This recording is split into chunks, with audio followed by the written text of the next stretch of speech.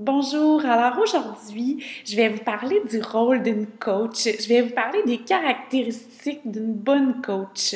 Qu'est-ce qu'on fait dans notre quotidien pour que ça fonctionne? Qu'est-ce que ça prend pour être une bonne coach?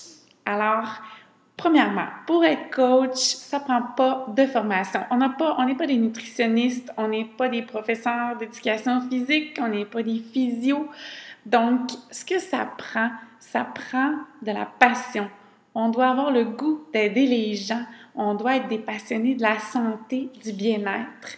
On doit aller vers les gens, les encadrer, les motiver, les soutenir et dans l'atteinte de leurs objectifs. Donc, on doit jouer un rôle positif dans la vie des gens pour les aider à améliorer leur santé. Donc, pour être une bonne coach, je pense qu'il faut faire preuve d'initiative, il faut s'auto-motiver, il faut être passionné, il faut être discipliné, avoir de la persévérance et être patient aussi. Donc, c'est un rôle de relation d'aide, donc on doit aller vers les gens et les encadrer, les féliciter, souligner leurs efforts et leurs succès. Donc, c'est vraiment basé sur la relation d'aide et sur leur cheminement. Donc, pour être une bonne coach, on doit jouer un rôle positif dans la vie des gens, leur faire prendre conscience à quel point ils se sont améliorés et qu'ils connaissent finalement un bien-être là, grâce aux changements qu'ils ont fait dans leur vie. Donc, au niveau du temps à investir, c'est vraiment propre à chacune. En fait, c'est sûr que une entreprise, ça demande du temps, de l'investissement.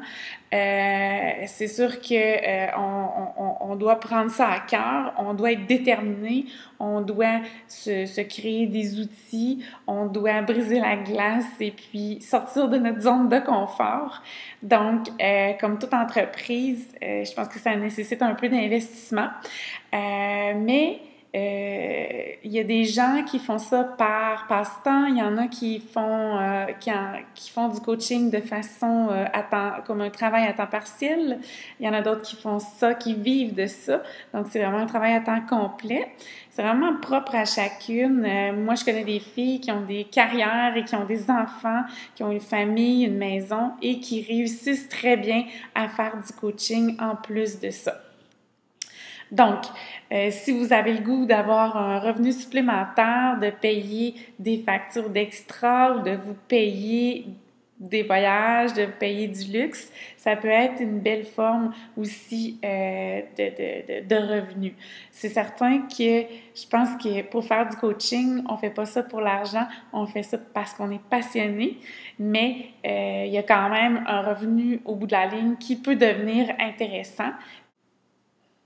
Donc, parmi nos activités quotidiennes, il y a 3 activités qui sont essentielles au fonctionnement de votre entreprise et à votre réussite. Donc, la première activité, c'est d'inviter les gens.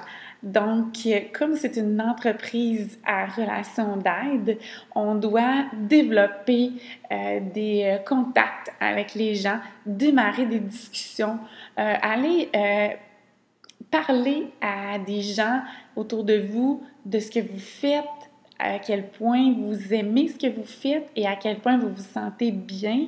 Donc, d'en parler de façon naturelle aux gens autour de vous pour les inciter à prendre un petit virage santé, les inviter à participer à votre défi.